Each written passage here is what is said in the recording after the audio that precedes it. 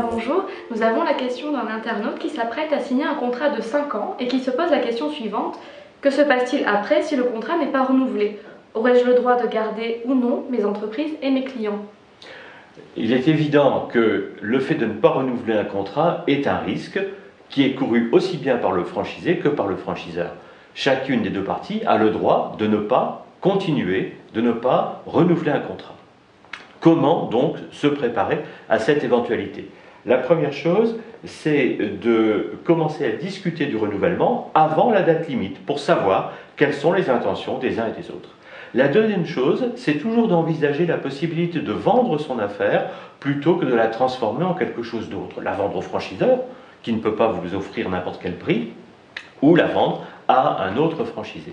Et la troisième chose, c'est de se dire quelles sont les clauses dans le contrat qui éventuellement limitent ma possibilité de continuer à exercer le même métier au même endroit.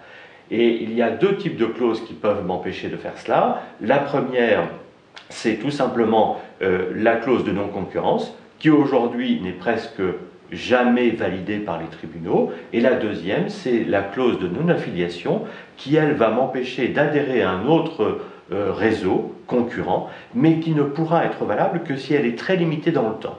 Donc aujourd'hui, ce qu'il faut savoir, c'est qu'il existe encore dans les contrats des limitations à la possibilité de continuer son activité, mais que ces limitations sont fortement contrecarrées par la jurisprudence. Mon conseil, pour ce genre de choses, voyez un avocat spécialisé.